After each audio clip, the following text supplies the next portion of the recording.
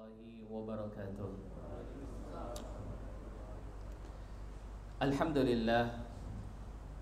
Alhamdulillahilladzi arsala rasulahu bil huda wa dinil haqq liyudhhirahu 'alad dini kullihi wa kafaa billahi shahida. Wa ashhadu an la ilaha illallah wahdahu la syarika lah wa ashhadu anna Muhammadan 'abduhu wa rasuluh sallallahu alaihi wa ala alihi wa sallama tasliman mazida. Yaqulullahu tabaraka wa ta'ala fi kitabihil karim wa huwa asdaqul qailin. A'udzu billahi minasyaitonir rajim. Ya ayyuhalladzina amanu taqullaha haqqa tuqatih wa la tamutunna illa wa antum muslimun. Amma ba'd. Para sahabat yang telah hadir pada majelis kita di siang hari ini, alhamdulillah kita kembali diberikan kemudahan oleh Allah Azza wa Jalla untuk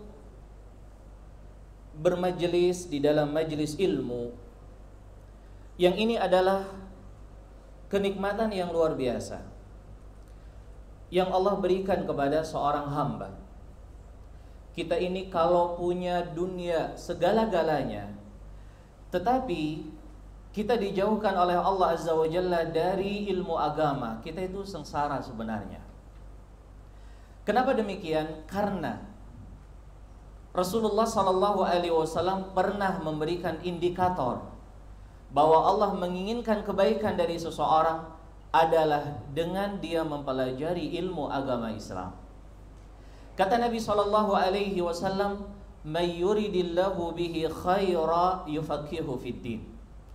Siapa yang Allah inginkan dari dia kebaikan, maka Allah akan berikan padanya kemudahan untuk mempelajari ilmu agama. Dan pada kesempatan siang hari ini, saya dapat kehormatan untuk mengisi di apa ini tadi?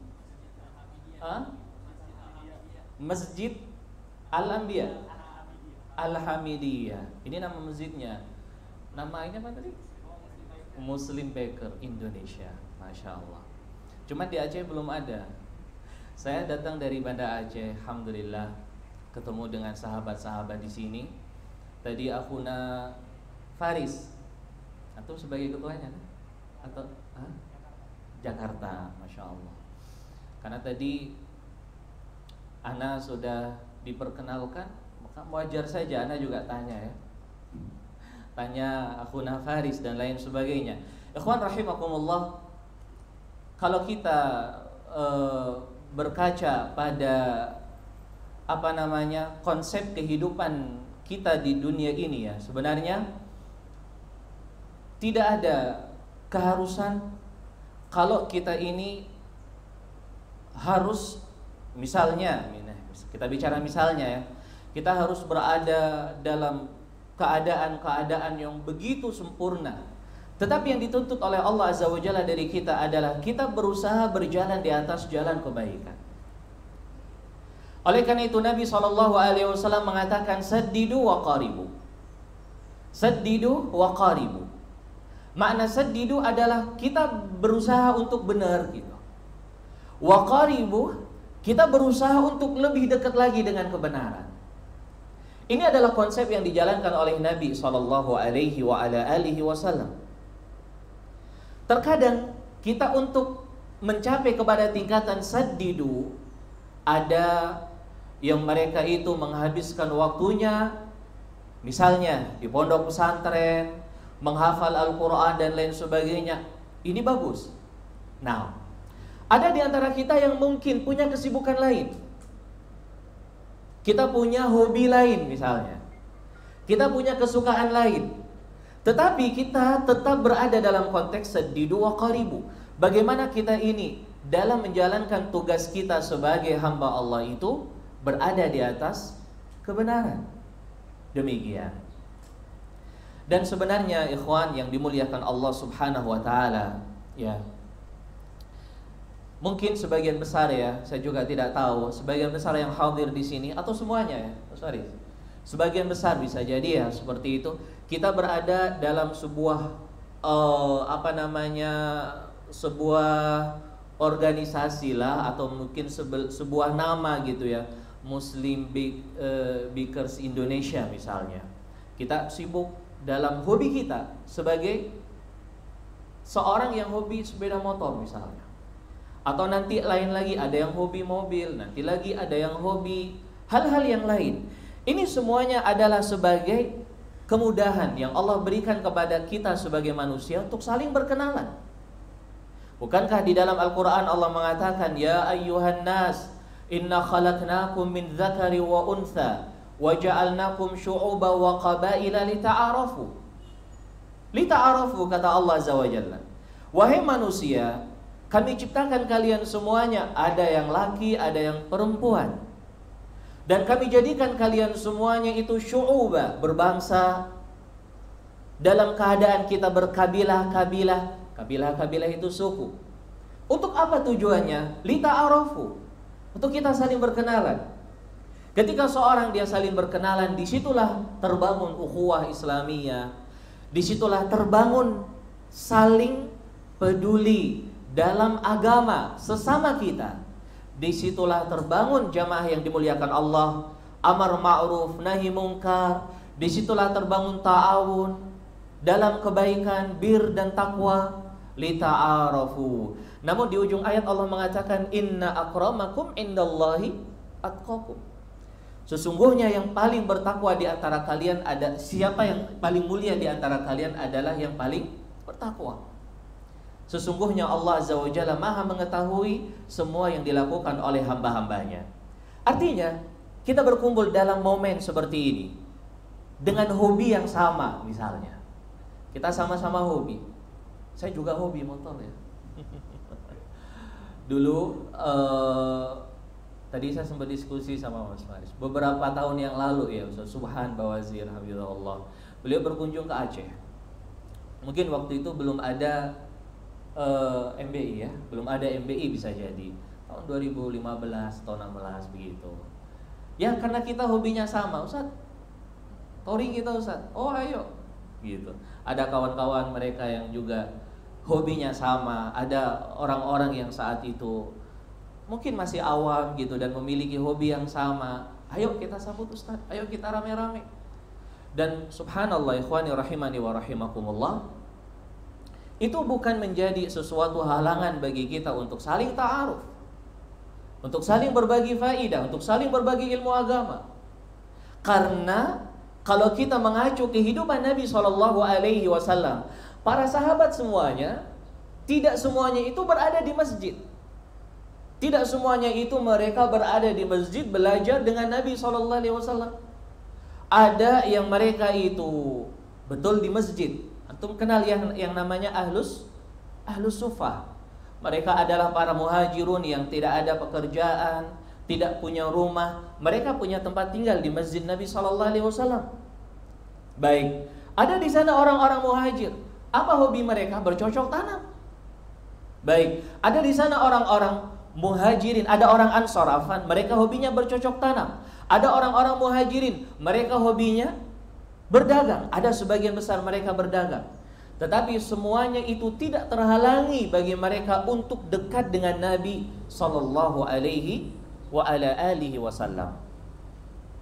Teman-teman yang dimuliakan Allah Azza wa Jalla, ini saya cerita demikian agar kita faham bahwasanya apapun hobi yang kita miliki, profesi yang kita miliki, bukan menjadi penghalang bagi kita untuk mendalami ilmu agama Islam.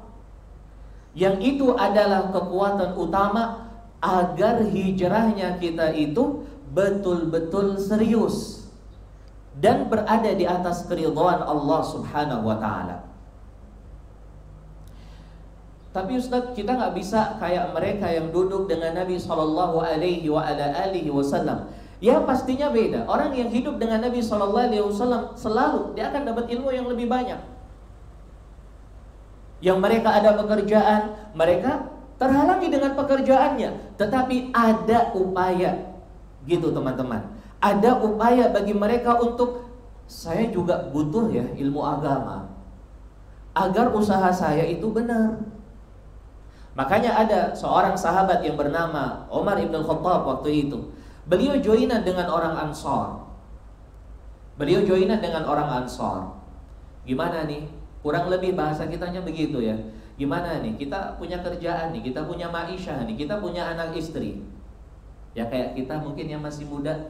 Wah, hobi kita nih naik motor nih. Gimana nih kalau naik motor nih biar dapat pahala juga, biar ada nilai religi ataukah ibadahnya juga. Walhasil akhirnya Umar dengan orang Ansor ini pakat-pakatan. Udah gini aja. Hari ini kamu belajar sama Nabi SAW. Besok saya yang belajar. Nanti apa yang kamu dengar dari Nabi, sharing ke saya. Besok kalau aneh yang belajar sama Nabi, aneh sharing ke antum, ke kamu. Apa yang saya dengar dari Nabi SAW. Walhasil jadilah jamaah yang dimuliakan Allah. Walhasil jadilah kesepakatan itu. Hari ini Umar belajar dengan Nabi SAW. Beliau pulang sharing kepada orang Ansor ini. Besoknya orang Ansor ini belajar sharing kepada Umar ibn Khattab radhiyallahu anhu. Semuanya dapat ilmu agama, walaupun tidak seperti mereka yang duduk dengan Nabi sallallahu alaihi wa ala alihi wasallam. Oleh karena itu Al-Imam Al-Bukhari rahimahullah di dalam sahihnya sampai membuat bab at-tanawub fi talabil ilm, bab gantian dalam menuntut ilmu. Ini saya sampaikan seperti ini teman-teman semuanya, bahwa sebenarnya langkah untuk kita belajar ilmu agama dan menjadi orang-orang yang dicintai oleh Allah itu banyak potensinya. Apapun hobi yang kita miliki, bahkan kita bisa merubah hobi yang kita miliki itu mendapatkan nilai-nilai ibadah di sisi Allah Subhanahu wa ta'ala. Loh kok bisa? Iya, bisa. Dari sisi mana bisanya? Para ulama mereka membahas, kadang amalan yang mubah itu bisa berubah menjadi amalan yang bernilai ibadah di sisi Allah Azza wa Jalla. Nggak usah jauh-jauh kebutuhan yang bersifat primer keseharian kita. Contohnya apa? Makan. Habis makan minum, misalnya. Makan, minum. Atau misalnya kita kerja, kalau udah punya kerjaan di kantor atau di mana, dagang. Ini awalnya adalah perkara mubah. Namun kalau kita niatkan kita makan, untuk apa niatnya? Untuk semangat dalam ibadah. Minum, iya semangat juga dalam ibadah. Karena kalau makan gak minum kesel. Atau misalnya kita kerja, tujuannya apa? Kita punya uang, kita udah punya istri dan anak-anak, kita nafkahin mereka. Tanggung jawab kita sebagai seorang suami dan ayah, dapat pahala di sisi Allah Subhanahu wa ta'ala.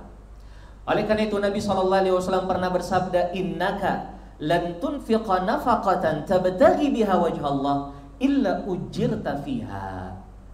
Kamu itu tidak memberikan nafkah kepada istrimu. Nafkah itu kan perkara mubah ya. Kita kasih istri kita uang jajan, ataukah kita kasih istri kita apa yang dia butuhkan, makanan, minuman, pakaian, itu kan mubah. Tapi kata Nabi SAW, ujirta fiha, engkau akan mendapatkan pahala di dalamnya. Hatta ma tada'u fi imra'atik, sehingga apa yang kau berikan ke mulut istrimu itu akan menjadi nilai pahala di sisi Allah Subhanahu wa ta'ala. Maka alangkah indahnya teman-teman semuanya, seandainya apa yang kita saat ini mungkin satu hati ya dalam sebuah hobi misalnya, itu kan perkara mubah ya, perkara mubah. Hukumnya apa? Ya mubah hukumnya. Baik, tetapi kita bisa merubah itu menjadi nilai-nilai pahala di sisi Allah Subhanahu wa ta'ala. Dan lebih daripada itu bisa menjadi kunci kita untuk mendapatkan surga Allah Azza wa Jalla, tatkala kita mampu mengelolanya dengan baik. Baik jamaah, teman-teman yang dimuliakan Allah Azza wa Jalla, tema kita pada siang hari ini adalah hijrah antara angan dan realita. Mengapa tema ini perlu kita bahas, teman-teman semuanya? Ya. Kata-kata hijrah ini kadang menjadi suatu hal atau kata-kata yang tren gitu ya. Aneh mau hijrah lah. Oh, ada fulan dah hijrah misalnya. Oh, anak kemarin baru aja hijrah. Wah, ini niatnya udah hijrah nih. Baru niatnya aja misalnya. Namun, teman-teman yang dimuliakan Allah Azza wa Jalla, nama hijrah itu sendiri adalah nama yang mulia. Nama hijrah adalah nama yang mulia. Ketika Nabi Shallallahu Alaihi Wasallam di kota Makkah, beliau berjuang menegakkan dakwah tauhid kurang lebih 10 tahun lebih. Beliau diteror, beliau dicela, dicaci, diintimidasi dan lain sebagainya. Disitulah Allah Azza wa Jalla memberikan izin untuk hijrah ke kota Madinah. Berarti kalau kita melihat sekilas cerita tadi, hijrahnya Nabi SAW itu tujuannya untuk apa? Ada yang nggak bisa menebak? Ketika Allah memberikan izin kepada Nabi SAW untuk hijrah ke Madinah, itu berarti kemudahan untuk Nabi atau kesulitan sih? Hah? Awalnya beliau diintimidasi di kota Makkah.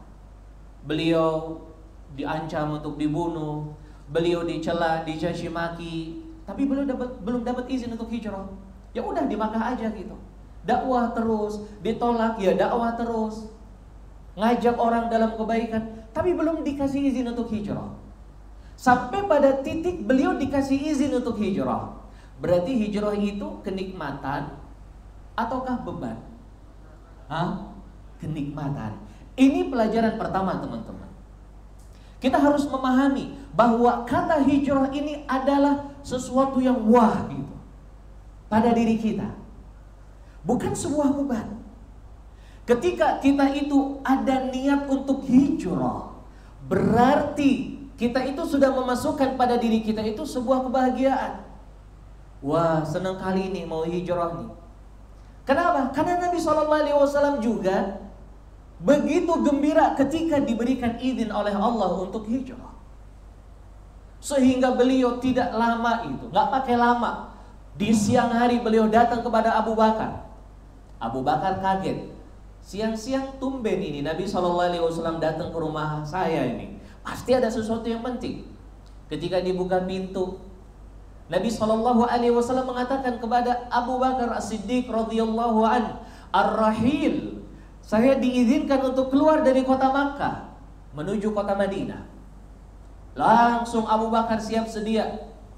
Beliau mempersiapkan semua bekalnya, gak pakai lama. Beliau mengatur strategi dan berangkat. Artinya teman-teman yang dimuliakan Allah Azza wa Jalla, keinginan kita untuk hijrah itu adalah keinginan yang patut kita sambut dengan rasa syukur. Kenapa demikian? Karena kalau kita itu berada dalam sebuah kondisi yang bersifat maksiat dan kita adem ayem di situ, itu pertanda kalau iman kita itu sedang tipis. Ibaratnya pasien atau ibaratnya seorang itu dia dalam keadaan kritis. Kenapa demikian? Lah dia di atas maksiat, lalu dia merasa aman, merasa tenang, merasa ini kan urusan gua sendiri, ngapain kita pikir orang lain misalnya. Jadi dia merasa nyaman. Padahal Allah Azza wa Jalla mengatakan, afa amina ahlul qura ayyatiyahum ba'suna duha wa hum yal'abun. Afa amina ahlul qura an ya'tiyahum ba'suna bayatan wa hum naimun. Afa aminu makrallah. Apakah merasa aman orang di siang hari berbuat maksiat? Dalam keadaan dia berleha-leha, tertawa dengan kawannya, dia nih di atas maksiat. Apakah merasa aman orang yang di malam hari dia berada di atas maksiat? Di atas maksiat, dia tidur di atas maksiat. La haula wala quwata illa billah. Apakah mereka merasa aman dari siksa Allah? Tidak ada yang merasa aman dari siksa Allah kecuali orang-orang yang kafir. Jadi teman-teman yang dimuliakan Allah Azza wa Jalla, ketika muncul cahaya dalam jiwa kita untuk hijrah, udah sambut itu. Dan alhamdulillah kita semuanya insya Allah di siang hari ini sudah berada dalam fase itu. Begitu ya kira-kira ya jamaah ya. Kita ini istilahnya udah bosen deh dengan kemaksiatan yang pernah kita lakuin. Minimal kita ini udah merasa risih gitu dengan maksiat kita. Nggak usah kita sebut-sebutin maksiat, karena kita ini nggak boleh. Apa itu? Baik. Jadi jamaah yang dimuliakan Allah Azza wa Jalla, kita ini istilahnya berada dalam fase kita ini udah nangkep nih sinyal hidayah nih. Udah nangkep. Kita ini udah dapet apa itu yang namanya hijrah. Kita berani nih bilang sama kawan kita, kalau kita ini udah hijrah nih. Kita berani mengatakan kayak gitu. Tetapi teman-teman yang dimuliakan Allah Azza wa Jalla, perjalanan seorang untuk hijrah itu nggak mandek di situ. Boleh.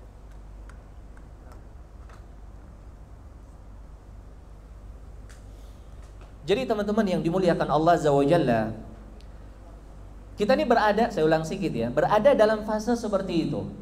Ya. Kita ini udah ninggalin lah kemaksiatan yang pernah kita lakuin, macam gitu. Kita nggak perlu sebutin maksiat-maksiat yang pernah kita lakukan, karena kita nggak boleh. Nggak boleh kita kalau lagi nongkrong, duduk, ngopi misalnya, aneh dulu gini.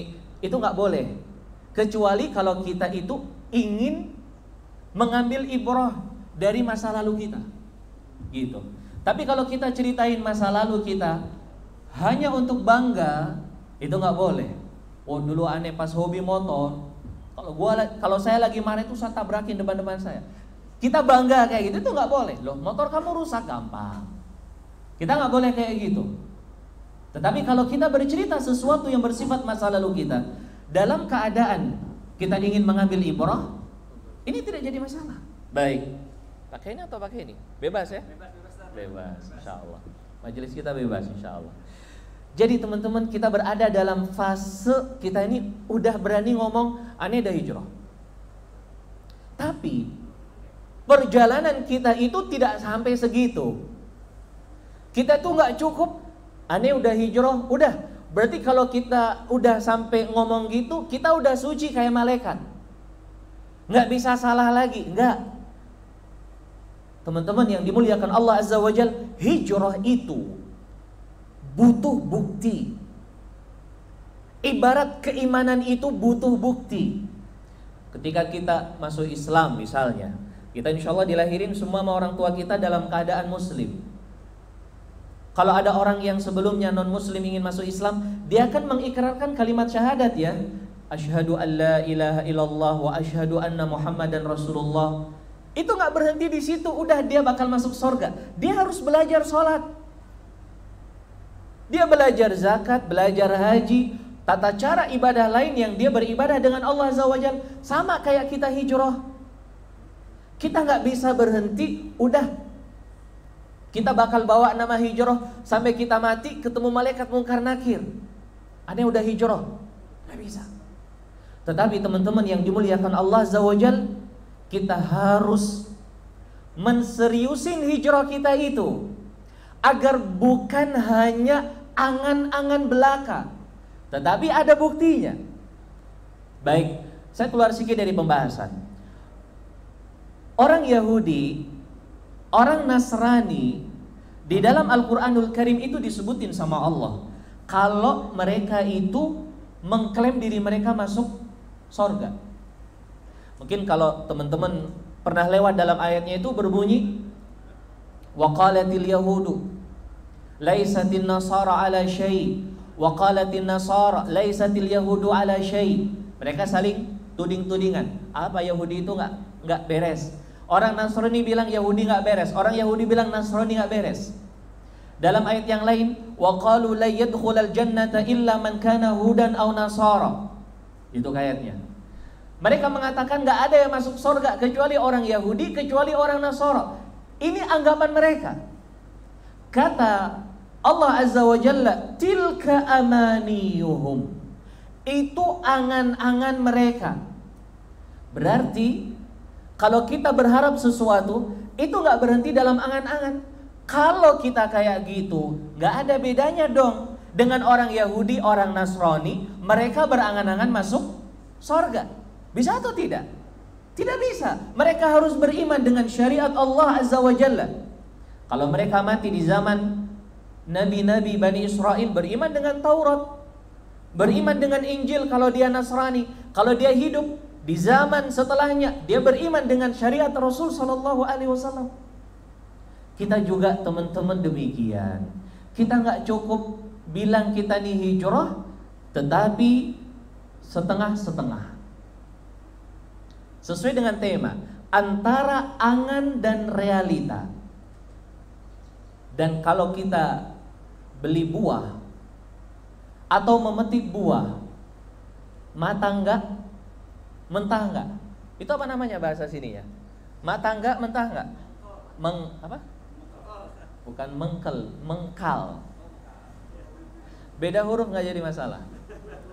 Mengkal, enak enggak itu dimakan? Kalau kita peram, masaknya busuk. Kalau kita makan masih asam. Nah gitulah gambaran hijrah kita kalau setengah-setengah. Iya atau enggak? Hah? Iya atau enggak jemaah? Iya. Gimana maksudnya? Kita ingin hijrah menjadi orang yang baik, tetapi kita itu tidak mau totalitas dalam kembali kepada syariat Allah Azza wa Jalla. Hadirin yang dimuliakan Allah, memangnya kita mau kalau nanti di akhirat surga enggak, neraka enggak? Ada yang mau atau tidak? Enggak, kita inginnya masuk surga.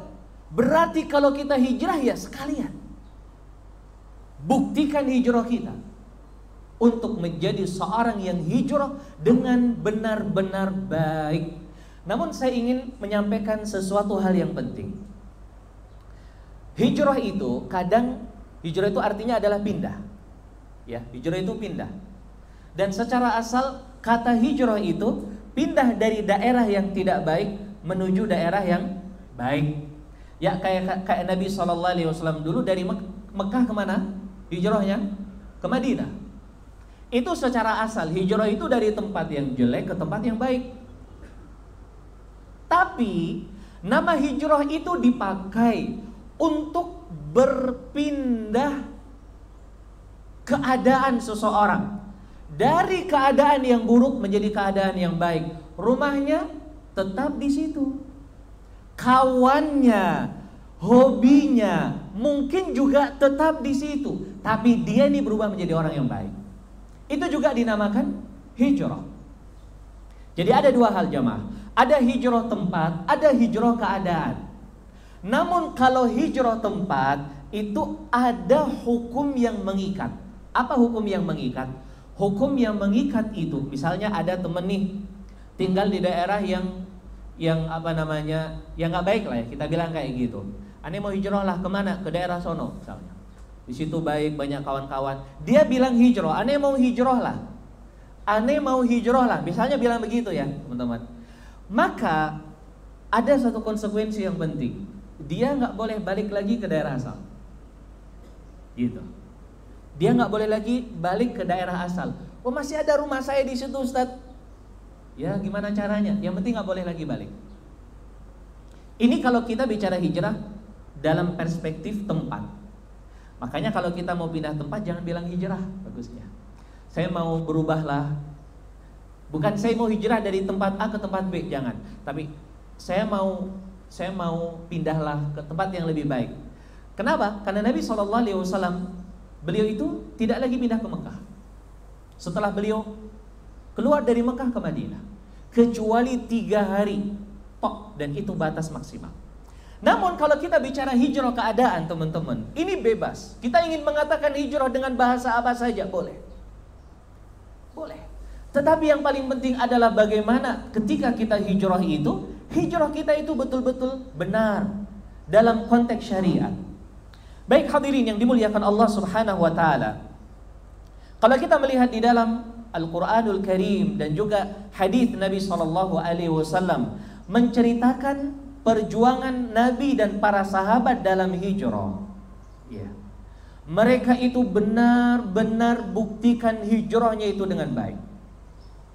Apa sih indikator hijrah itu baik?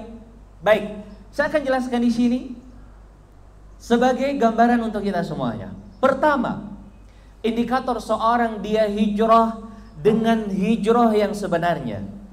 Dia ikhlas karena Allah Azza wa Jalla. Ini penting nih teman-teman. Apa yang pertama tadi? Ikhlas. Ikhlas maksudnya gimana? Ikhlas hijrahnya itu karena Allah.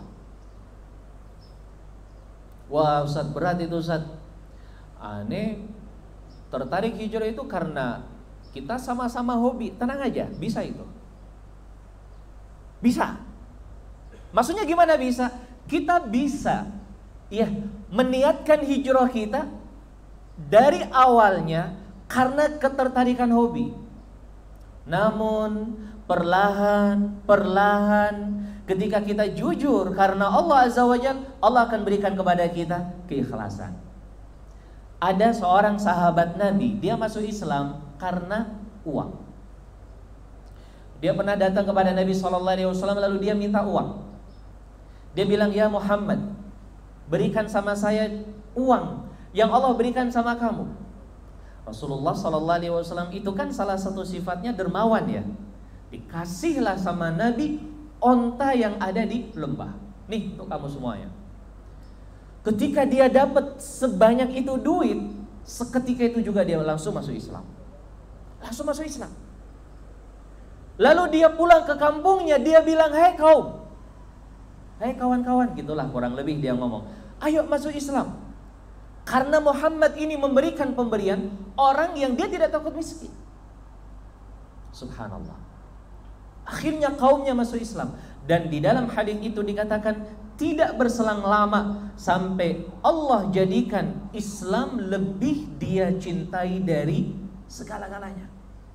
Teman-teman yang dimuliakan Allah Azza wa Jalla, kita itu di samping ya memiliki kesamaan hobi. Ana bilang kita kan Ana juga hobi ya. Tadi Ana udah bilang ya. Kita ini di samping kita ini sama-sama punya kehobian seperti itu.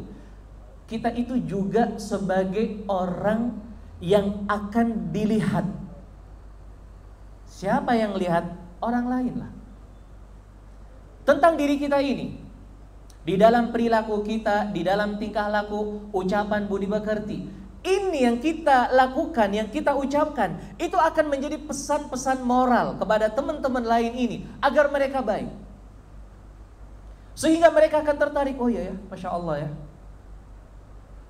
Masya Allah ya, mereka ini kok bisa ya, kok saya nggak bisa. Mereka kok bisa ya, jaga sholat, kok mereka bisa ya, atur waktu sedemikian rupa, ngaji, belajar. Memangnya belajar apa sih? Datanglah dia penasaran, dia ikut belajar, ikut dengar, mulailah tertarik.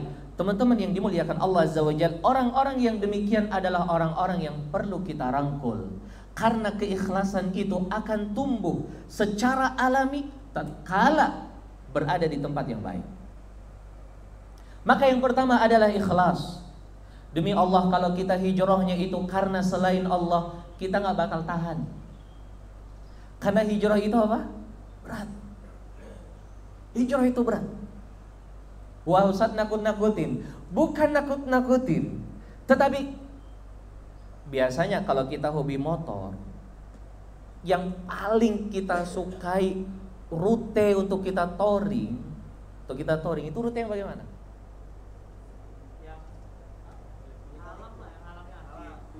Kan itu rute yang bagaimana teman-teman? Antum kalau diajak touring, kasih ide dong touring kita kemana gitu.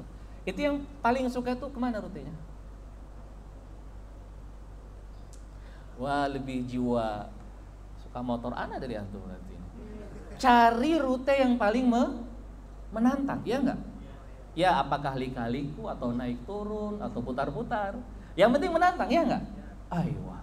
Kenapa kita suka seperti itu? Itulah konsekuensi. Untuk kita sampai kepada kepuasan kita dengan hobi kita, kita akan cari rute yang oh ini udah pernah dulu. Pasti kan kita akan saranin gitu. Ini udah pernah lewat sini, biasa aja pemandangannya. Coba, oh kita ke Aceh aja. Misal, kan semangat, oh iya ke Aceh belum pernah. Misalnya ini. Jadi teman-teman, dalam hijrah itu juga demikian. Kita dalam hijrah itu, kita harus tahu konsekuensinya. Dan kita harus titipkan pesan kepada diri kita sendiri. Ini kalau kita mau hijrah itu ya kita siap ninggalin. ninggalin kebiasaan-kebiasaan buruk. Nah, ini kalau tidak dibangun di atas keikhlasan karena Allah Azza wa Jalla, kita akan kolaps. Kita akan kolaps. Gak usah jauh-jauh, kita kalau touring niatnya setengah hati, kira-kira gimana? Gak bisa kan? Gak bisa.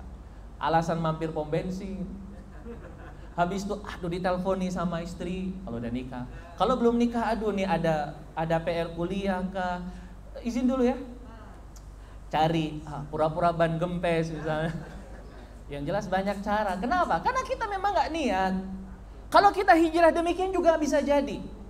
Maka niatkan ikhlas karena Allah Azza wa Jalla. Udah, kita itu siap mengambil segala risiko untuk mendapatkan keridhaan Allah Subhanahu wa taala. Aduh Ustaz, dijauhin sama kawan-kawan. Tenang aja. Kalau Allah Azza wa Jalla, kalau kita setelah hijrah, kita dijauhkan dari kawan-kawan yang seperti itu, kita akan diberikan oleh Allah kawan-kawan yang seperti ini. Gitu. Ya kan? Karena bagaimana teman-teman, jiwa kita itu akan sesuai dengan apa yang kita bersama. Kata Nabi SAW, al-arwah junudun mujannadah. Roh itu menjiwai dengan kawan-kawannya. Tidak usah khawatir. Aduh Ustaz, kalau kita mau hijrah nih kelihatannya penampilannya itu nggak trendy lagi misalnya. Siapa bilang? Tidak ada penampilan yang lebih keren dan lebih indah daripada penampilan sesuai dengan penampilan Rasulullah Sallallahu Alaihi Wasallam. Cuman kita ini belum belajar aja kayak apa sih Nabi SAW, ya kan? Kita belum tahu aja. Kalau kita udah tahu, kita betul-betul akan cinta dengan sunnah ini. Makanya yang kedua, teman-teman yang dimuliakan Allah, setelah kita ikhlas, kunci utama agar hijrah kita bukan hanya angan-angan, tapi realita, kita harus imbangi keikhlasan kita dengan belajar, mempelajari sirah Nabi sallallahu alaihi wasallam.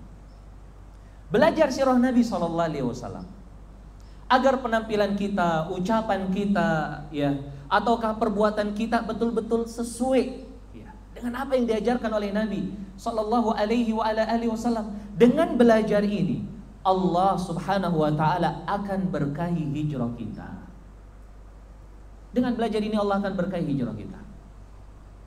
Makanya suatu hal yang bagus ya, ketika antum misalnya lagi touring kemana, kemudian di sela-sela kegiatan itu ada siraman rohani. Ada apa? Siraman rohani. Terlebih kalau ada ustadz yang ikut, ya lebih keren lagi. Kalau nggak ada ustadz, yang ceramah ketuanya. Cocok nggak? Ceramah ketua. Cocok nggak antum? Setuju kan? Setuju. Gimana Haris? Siap kan? Baik, Masya Allah. Jadi teman-teman, sehingga perjalanan kita itu diberkahi oleh Allah Azza. Coba antum buka aja lah, ya. Adab-adab dalam safar, dalam perjalanan, itu kan banyak sekali itu. Itu kan banyak sekali. Gimana kalau kita naik ketinggian? Gimana kalau kita turun dari ketinggian? Bagaimana kalau kita itu misalnya ya ada yang berjalan di depan, ada yang berjalan di belakang. Gimana kalau kita nginap di suatu daerah? Ana yakin antum sudah pelajari itu semuanya. Namun coba bayangkan, begitulah ketika hobi kita itu dibangun di atas ilmu agama, hijrah kita itu akan semakin mantap. Dengan kita menyalurkan hobi kita dapat ilmu agama, hijrah kita semakin kuat. Dan lebih daripada itu teman-teman, kita bisa ngajak orang lain. Kita bisa ngajak orang lain. Apalagi setiap mereka yang bergabung misalkan dalam MBI ini, mereka wah luar biasa, punya buku panduan zikir dan doa ketika safar. Wah, ini contoh aja ya. Udah menjadi buku wajib ini. Kenapa ya? Karena roh kita itu kan jalan gitu. Sehingga kemana saja berzikir, kemana saja berzikir, kemana saja berzikir. Jangan salah-salah kita nginap di tengah jalan, ya, karena kita itu tidak memahami doa ketika berhenti di suatu tempat. Apa doanya kalau kita berhenti di suatu tempat? Anda mau tanya Faris kan? Apa doanya? Kalau kita berhenti dalam satu tempat, kata Nabi SAW, kita membaca a'udzu bikalimatillahi tamah min syarri ma khalaq. Luar biasa, udah hafal. Aman, kita nggak diganggu sama jin. Jangan ada dari teman-teman kita udah hijrah takut sama jin. Wah, kata orang tua aneh, kalau ada pohon-pohon modelnya kayak gini tuh, itu hantunya itu dari luar negeri misalnya. Jangan sampai pikiran kita kayak gitu. Akhirnya, oh, ini komandan misalnya, Pak Ketua, ini jangan nginap di sini nih. Ini angker nih. Kenapa demikian? Karena kita nggak ada ilmu. Coba kalau kita sambil belajar, sambil touring, duduk ngopi, kita diskusi tentang akidah. Teman-teman, akidah itu penting sekali. Karena akidah pemersatu umat. Bagaimana teman-teman yang ada di sini faham bagaimana kita beribadah kepada Allah Azza wa Jalla. Nah, ini semuanya kembali kepada poin penting tadi, kita belajar ilmu agama. Ya, kita belajar ilmu agama. Loh Ustaz, katanya kalau belajar itu harus ada di masjid, harus ada di musola. Benar, itu hukum asal dalam sebuah belajar.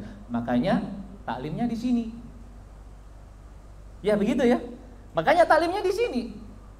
Kenapa? Karena ini yang paling utama. Siapa yang dia berkumpul di rumah dari rumah-rumah Allah, dia pelajari Al-Quran, kemudian dia itu mempelajari sesama mereka, Allah turunkan ketenangan, Allah berikan rahmat, luar biasa teman-teman. Kemudian Allah Azza wa Jalla turunkan malaikat, menutupkan sayapnya. Kemudian Allah sebut mereka yang hadir di majelis tersebut di hadapan malaikat-malaikat Allah Subhanahu wa ta'ala. Amin. Tapi belajar itu pintunya bukan hanya di majelis.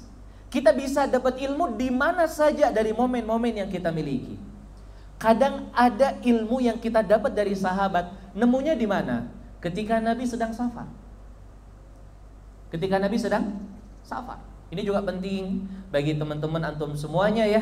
Apa sih kisah-kisah yang pernah diceritakan oleh sahabat dalam perjalanan Nabi SAW?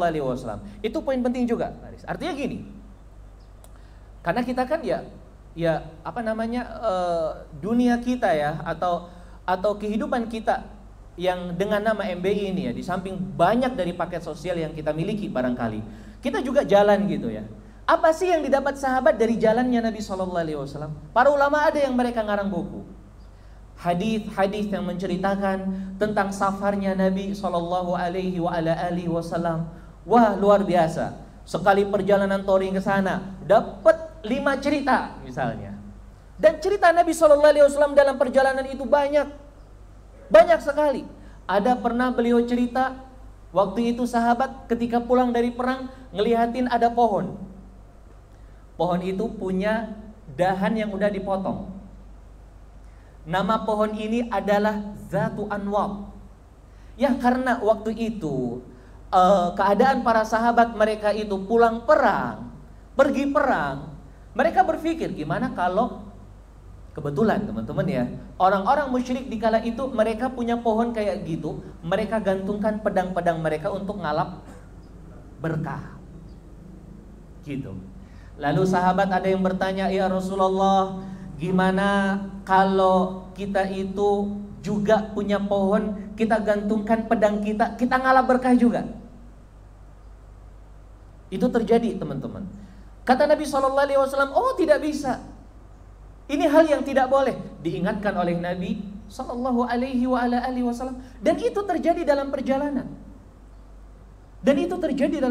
Banyak sekali teman-teman.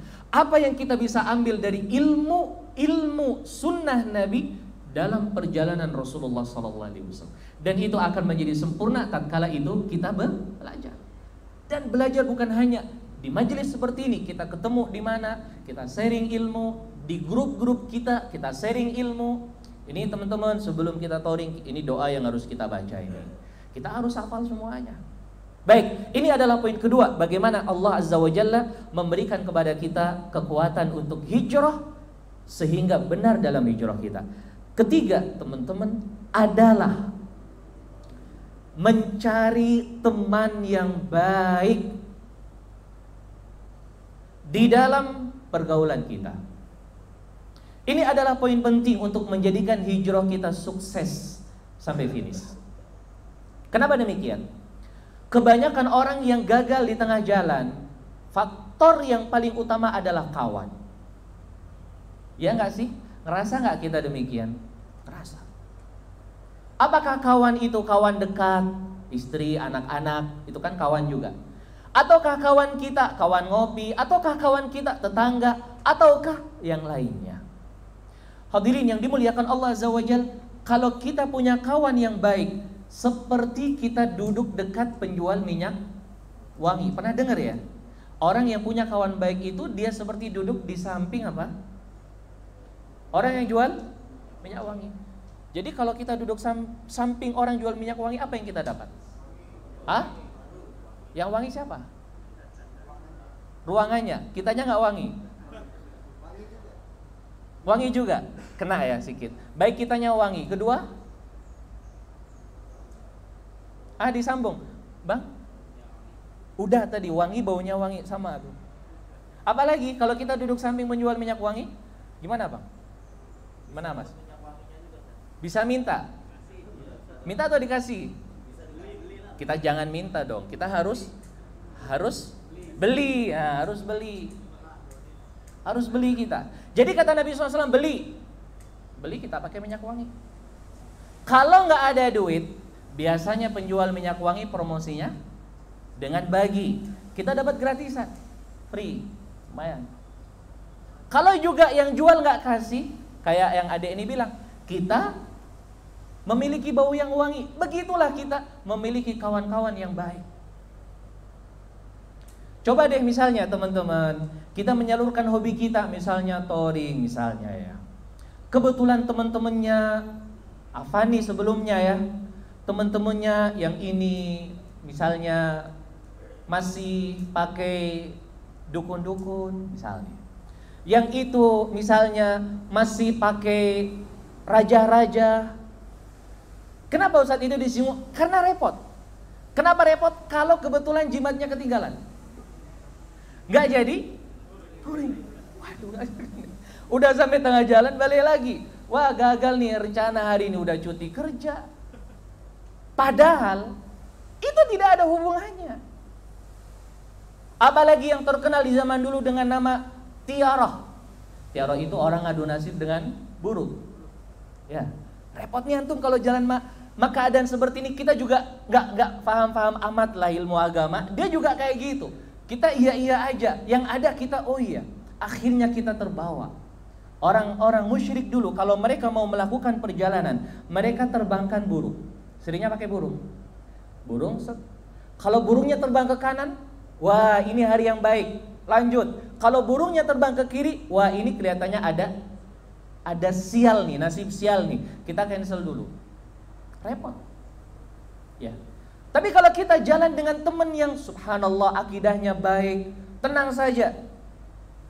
Semuanya di tangan Allah Azza wa Jalla. Tidak ada yang bisa memberikan kepada kita kejelekan kecuali dengan izin Allah Azza wa Jalla. Wah, sesuai dengan plan itu. Kita udah cuti 2 hari betul-betul maksimal. Kita bisa menyalurkan hobi kita dengan baik. Ini contoh yang nyata. Ini terjadi loh teman-teman.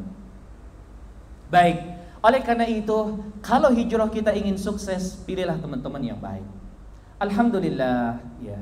Kita berada misalnya di dalam yang kita miliki dari MBI ini. Di situ ada nasihat sesama kita. Kita punya teman-teman yang baik, saling mengingatkan. Gak ada sih di antara kita yang gak pernah salah. Ya atau enggak? Namanya manusia pasti akan salah. Tetapi kalau kita punya jiwa saling melengkapi, saling mengingatkan, disitulah akan terbentuk komunitas yang luar biasa. Gak mungkin orang gak pernah salah. Tapi ketika kita memiliki upaya untuk kita baik, kita ingin baik, dia juga pengen baik. Kita salah diingetin sama dia salah diingetin sama kita. Kita akhirnya menjadi sahabat, saling kuat. Disitulah kemudian persahabatan kita bukan hanya di dunia, tapi sampai di mana? Di sorga. Antum pernah nggak berkhoyal kalau nanti di sorga? Insya Allah ya, kita berdoa masuk sorga semua ya. Touring juga di sorga. Kira-kira masih pengen nggak Faris? Bingung jawab. Hah? Baik. Misalnya ada yang, oh nih kita nih insya Allah bersahabat sampai surga, kemudian kita menyalurkan hobi kita begini. Tidak ada sesuatu yang mustahil bagi Allah Azza wa Jalla. Namun itu semuanya harus dibangun dari keinginan kita untuk hijrah dengan hijrah yang sempurna, masuk Islam, masuk syariat Islam, memahami sunnah Nabi SAW secara kafah. Semoga yang sedikit ini bisa menjadi bahan renungan dan juga sesuatu yang mungkin menjadi bekal untuk kita semuanya ya, untuk berjalan kita di dalam hal yang insya Allah akan diridhoi oleh Allah Subhanahu wa taala. Terus antum di dalam kebaikan ya, kita berada di dalam hal-hal yang diridhoi oleh Allah, jaga syariat Allah, bukan berarti kemudian kita harus meninggalkan sunnah yang telah Allah karuniakan kepada kita. Pertahankan dalam kondisi kita yang bagaimana yang kita miliki. Semoga Allah Azza wa Jalla memberikan kekokohan kepada kita semuanya dan memberikan kekuatan kepada kita semua untuk hijrah dengan sempurna. Amin ya rabbal alamin. Demikian mungkin sedikit yang ana sampaikan. Mungkin ada hal yang ingin ditanyakan atau didiskusikan, saya persilahkan mungkin dari teman. Sini, baik, boleh. Jazakallah khair.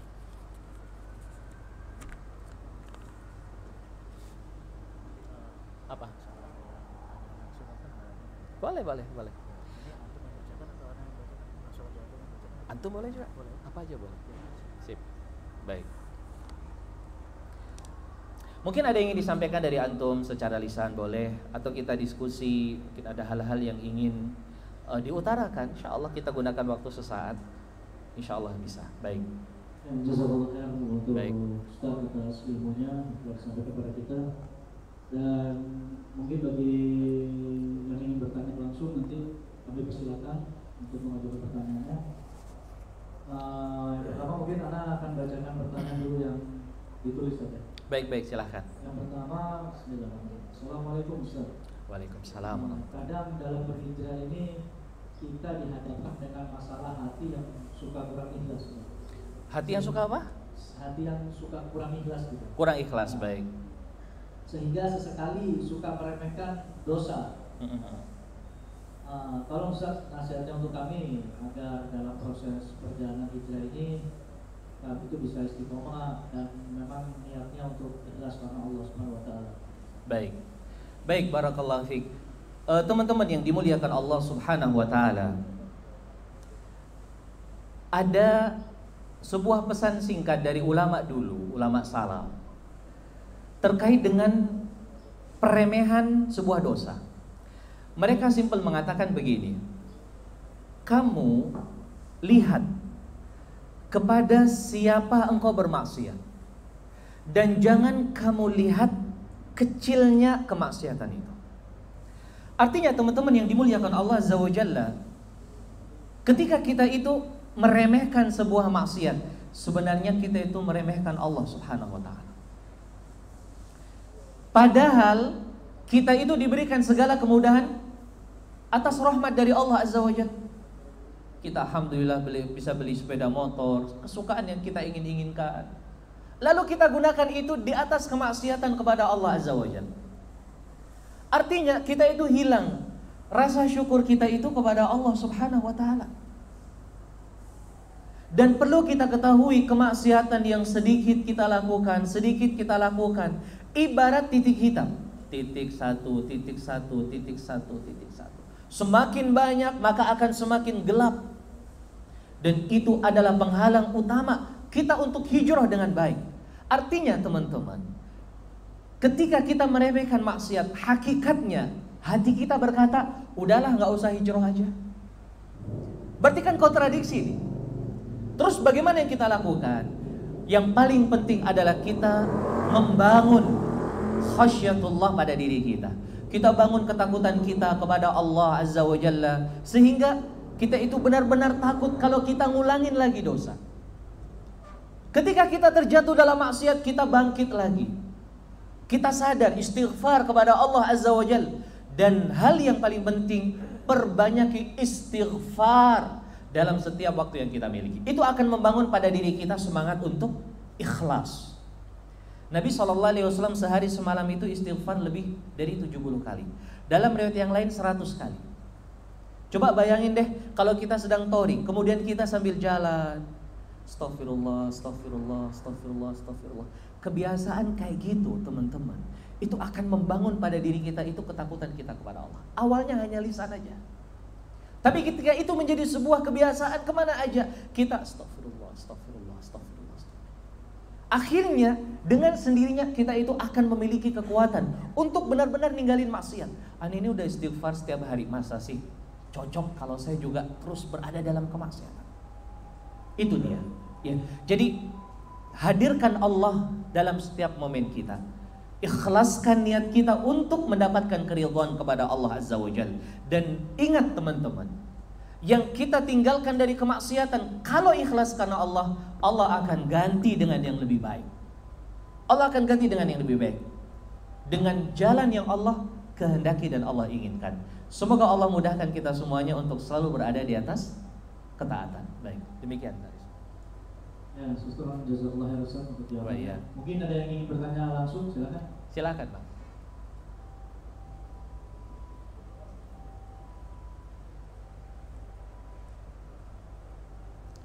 Baik, tafadhol. Waalaikumsalam warahmatullahi wabarakatuh. Nama saya Okri Andi, Ustaz. Ahlan, Okri. Saya lulusan Unsyah Banda Aceh. Hah? Unsyah Banda Aceh? Masya Allah. Biasa suka ketemu tafakan juga sama Ustaz Haris. Masya Allah. Mungkin baru pertama kali datang saya baru tahu jadwal Ustaz. Masya Allah. Nah, berkaitan dengan Aceh nih Ustaz. Iya. Pertanyaan saya. Tadi kan Ustaz bicara masalah hijrah. Kalau saya sih dulu berpikirnya karena saya tamat, saya mau cari kerja di Jakarta. Baik.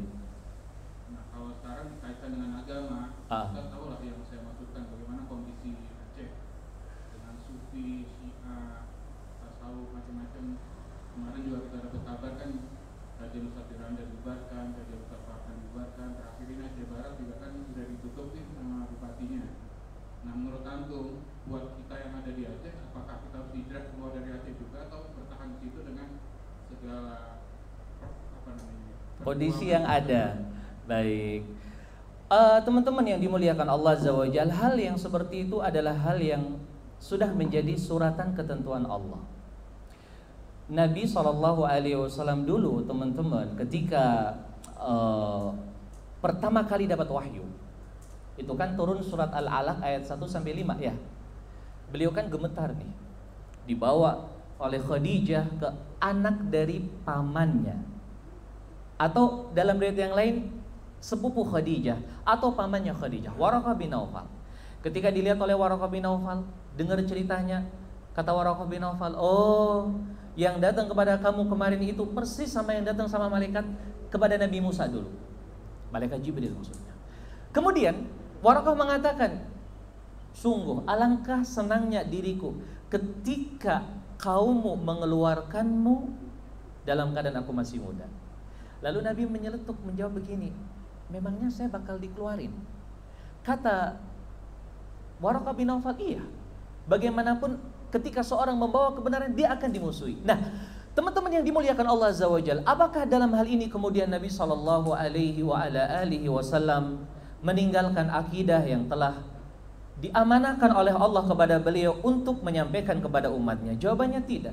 Serahkan semuanya kepada Allah Azza wa Jalla. Itu semua yang telah mengatur Allah Azza wa Jalla. Kita semuanya hamba Allah. Begitu ya teman-teman ya. Kita semuanya hambanya Allah. Kita hanya menjalankan kewajiban kita sebagai hamba Allah, beribadah sesuai dengan keridhaannya, sesuai dengan syariatnya. Yang terjadi Allah Azza wa Jalla lebih mencintai agamanya daripada diri kita kepada diri kita semuanya. Tapi tenang saja, insya Allah di Aceh aman, damai, sebagaimana hal yang kita inginkan semuanya ya teman-teman ya. Tidak ada masalah yang terlalu berarti begitu. Alhamdulillah kita sana nyaman, damai dan lain sebagainya. Tenang aja Bang, ada masalah insya Allah. Jadi gimana? Jadi Aceh ya? Baik, tidak usah khawatir, tenang aja. Itu hanya hal-hal yang pasti akan terjadi di mana aja, bukan di Aceh, di tempat lain juga ada. Tetapi kita tetap bagaimana kita ini mikir diri kita diridhoi sama Allah, gitu aja. Gimana kita ibadah yang benar, kita fokus belajar, kita nggak usah sibuk sama orang lain, nggak usah ngomentari yang macam-macam. Kita mendingan sibuk belajar dan belajar. Dan Allah akan berikan kepada kita kemudahan. Begitu Bang, insyaallah. Sip. Ada yang lain? Kita bacakan dulu pertanyaan tertulis Ustaz. Baik. Bismillah Ustaz, semoga Allah menjaga Ustaz. Amin. Bagaimana cara kita menyikapi kawan kita yang sudah sama-sama hijrah Ustaz, sudah sama-sama mengaji, tetapi terkadang kita melihat sifat-sifat tertentu di dalam dirinya, itu salah satunya adalah suka mengadu domba Ustaz, dengan tujuan adalah mencari muka pada sesama kawan yang lain, dengan mengorbankan kawan yang lain. Misalnya menyampaikan omongan kawan yang satu kepada kawan yang lain, begitu juga sebaliknya. Sehingga antar teman mereka saling hasad, saling bermusuhan, tetapi dia memposisikan dirinya supaya tetap aman pada dua orang tersebut. Apakah teman yang seperti ini harus ditinggalkan atau dijauhi Ustaz, atau kita tetap berteman dengannya dengan segala kekurangan yang dia miliki? Jazakallah khair Ustaz. Wah iya.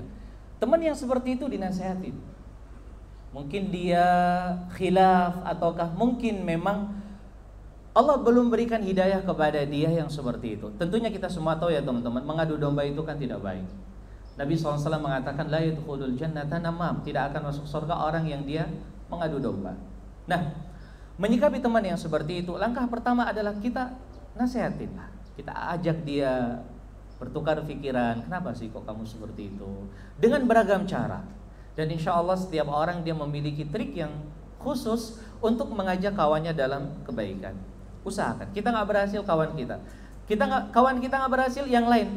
Kalau udah nggak bisa lagi, artinya dinasihatin, udah mentok, ya udah serahkan sama Allah Azza wa Jalla. Kita hindari, karena kita tidak ingin mendapatkan kejelekan dari dirinya. Sambil kita doakan dia kepada Allah Azza wa Jalla dengan hidayah. Ya akhi, teman-teman yang dimuliakan Allah Azza wa Jalla, kita itu banyak berdoa kepada Allah, kepada teman-teman kita yang saat ini masih bergelimang dalam kemaksiatan, agar Allah berikan kepada mereka hidayah kepada jalan sunnah. Kadang doa itu ya, kita sadari itu menjadi poin penting bagi kita untuk menyelamatkan saudara kita dari kemaksiatan. Di mana aja kita tinggal. Ada orang yang musuhi kita, udah doain aja. Nggak perlu kemudian kita balas lagi dengan yang sama. Dia gas, kita gas juga lah. Jangan. Doakan aja, sallallahu yahdiyah, Allah berikan hidayah kepada dia. Ini berkaitan dengan teman yang tadi itu ya. Kalau kita merasa tidak sanggup untuk menasihati dia, ya udah kita menghindar. Atau mungkin Ustaz kita teman sama dia, tetapi ya kita menghargai kekurangan dia. Itu harus kita ingatkan. Nah, kita berteman sama dia adalah bagian dari kita mengingatkan dia. Ya kan? Kita berteman dengan teman kita yang masih berbuat maksiat, kan tujuannya kita ingin ngajak dia dari kemaksiatan menuju ketaatan. Kita teman dia, kita ajak jalan dia, kita ajak ngopi dia, kita ajak ini dia, kita ajak itu dia, semuanya kita bujuk dan lain sebagainya. Rupanya masih kayak gitu. Ya udah, kalau masih kayak itu, coba deh kita tinggalin sebentar. Mungkin dia sadar sedikit, oh ya Ana ditinggalin ya, mungkin karena Ana memang suka ngadu domba nih sama kawan-kawan yang lain misalnya. Maka dalam hal ini langkahnya adalah demikian. Nasihati, kalau tidak bisa ya udah kita menghindar. Kita menghindar dan mendoakan dia dalam kebaikan. Demikian. Wallahu a'lam bishawab. Baik. Syukran, mungkin ada yang ingin bertanya lagi secara langsung. Tafadhal. Tafadhal ya. Yang berkaitan dengan Jakarta aja. Jangan dengan aja baik. Assalamualaikum warahmatullahi wabarakatuh. Ustaz. Waalaikumsalam warahmatullahi wabarakatuh. Ahlan. Kadang dalam perjalanan hijrah kita jatuh pada kondisi yang berat bagi pemula hijrah. Misal si A, yaitu ahli maksiat, jarang ibadah, dan dia juga bekerja di perusahaan atau tempat kerja yang diharapkan oleh Allah. Nah, kira-kira bagaimana step, apakah hijrah itu langsung atau step by step? Kadang kalau langsung, saya lihat beberapa teman saya yang hijrah juga kemudian dia bekerja di lembaga baru itu, dia malah stres karena dia langsung hijrah kemudian nggak punya penghasilan. Iya. Terus akhirnya dia stres, ya nggak bisa dinafkahin dan lain-lain.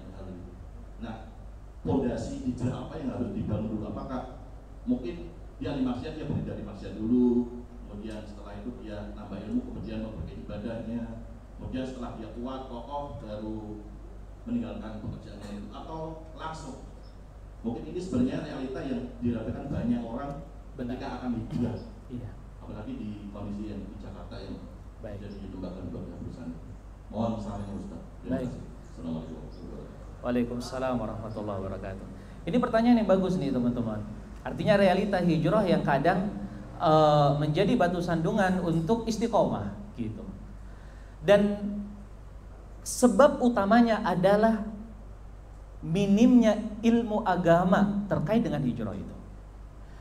Jadi kadang ada seorang yang dia itu misalnya memiliki pekerjaan yang mungkin tidak baik, ya. Kemudian dia pahami kalau ane hijrah berarti ane ini harus selesai dan ane harus buang semua harta ana, kemudian mobil juga udah dibakar aja lah misalnya, atau motor juga dibakar aja dan lain sebagainya. Berarti dia kan karena dia nggak punya ilmu. Nah, yang paling tepat adalah seorang dalam hijrah dia memiliki sosok yang dia jadikan sebagai konsultan ketika hijrah.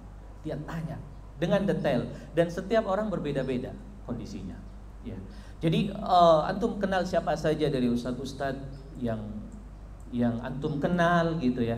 Jadikan dia itu sebagai konsultan kita dalam jalan menuju keridhaan Allah Azza wa Jalla. Kita tanyakan kepada dia detail masalah yang kita hadapi. Jangan sampai kita salah langkah. Benar, ketika kita salah langkah, akhirnya yang terjadi adalah seperti tadi itu.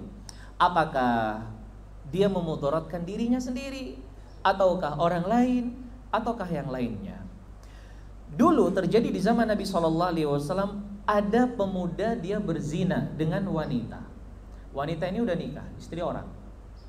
Akhirnya karena heboh ya, orang kampung si pemuda ini menuntut bapak dari pemuda itu bayar 100 ekor onta. Anak kamu telah zina sama perempuan istri orang, kamu bayar. Udahlah, dikeluarinlah onta 100 ekor. 100 ekor onta. Wah, 100 apa tuh? 100 satu onta itu cukup mahal, teman-teman. Tapi dia tidak puas. Datanglah dia kepada Nabi SAW tanya, "Ya Rasulullah, anak saya zina dengan istri orang. Tetapi orang kampung saya bilang, saya suruh bayar onta 100 ekor. Gimana ini?" Coba teman-teman lihat nih ya, akibat kita ini tanya pada orang yang tepat di dalam kita hijrah atau dalam kita menangani sebuah kasus kemaksiatan. Kata Nabi SAW, "Amma mi'atu ibilin faradun alaik." 100 ekor onta kamu ambil balik. Lumayan itu. 100 R15 ya. Betul. Satu ekor onta itu 25 juta, 30 juta, kurang lebih lah gitu. Ambil lagi itu. Wa amma ala ibnika jaldu mi'atin wa taghribu 'am. Untuk anak kamu itu dijilid 100 kali, asingkan setahun. Caranya begitu. Nabi memberikan solusi demikian. Wa amma imra'atun, perempuan itu, beliau mengatakan kepada seorang sahabat yang namanya Unes, "Faqdu ila imratiha fa in i'tarafat farjumha." Pergi ke wanita itu, kalau dia mengaku berzina, rajam. Gitu. Nah, dari sini teman-teman menggambarkan kepada kita bahwa untuk kita itu hijrah harus butuh dengan ilmu. Tujuannya bukan agar tidak kesasar dalam hijrah. Kita juga bisa menyelamatkan sesuatu yang bisa kita gunakan di dalam hijrah ini. Jangan kita beranggapan kalau hijrah itu sesuatu yang wah ngeri nih. Kita ini memang harus pakai baju tambal-tambalan. Kadang kan ada orang yang memahami hijrah kayak gitu. Kita harus zuhud. Zuhudnya gimana? Kita beli baju baru, kita bolongin, kita bawa ke tukang jahit, suruh tambah lagi. Padahal teman-teman, hijrah itu adalah seorang berusaha untuk baik. Oh, nggak boleh sombong ini. Kita nggak boleh sombong. Akhirnya bagaimana nggak boleh sombong? Motor dia siram bensin, dia bakar. Nggak boleh sombong. Berarti kita nggak boleh naik motor. Bukan seperti itu. Pernah seorang tanya kepada Nabi SAW, "Ya Rasulullah, seorang dia pakai sendal baru." Sendal ya bahasa kitanya ya kalau motor ya pelak motor mungkin ya. Kita ganti dengan pelak yang racing misalnya gitu kan. Wah, nggak bisa nih, ini ujub nih, ini riak nih misalnya. Kita nggak boleh juga kayak gitu. Ada orang yang dia ingin pakai sendalnya bagus. Ada orang yang dia pengen pakai baju yang bagus. Apakah itu bagian dari sombong ya Rasulullah? Kata Nabi SAW, tidak. Nah, itu kan ilmu ya teman-teman ya. Artinya begini bang, kalau saya jelaskan secara detail, tentunya setiap orang kondisinya berbeda-beda, latar belakang pekerjaan dia juga berbeda-beda. Maka alangkah baiknya teman-teman, kita cari ustadz yang kita kenal, jadikan dia sebagai partner yang kita konsultasi sekaligus, konsultan hijrah kita. Kita bertanya detail masalah. Disitulah insya Allah kita akan diberikan kemudahan. Kalau kita bicara konsep utama ya ilmu jelas. Kalau kita udah punya ilmu, insya Allah kita akan mudah dalam meninggalkan hal-hal yang dimaksiati oleh, yang dimurkai oleh Allah. Demikian insya Allah. Mungkin jawaban singkat ini bisa memberikan gambaran ya. Baik. Mungkin ada lagi atau waktu kita udah habis, Faris? Mungkin ada berapa pertanyaan lagi atau terakhir Ustaz? Mungkin terakhir aja boleh ya. Baik. Ini pertanyaan tertulis Ustaz. Assalamualaikum Ustaz. Waalaikumsalam.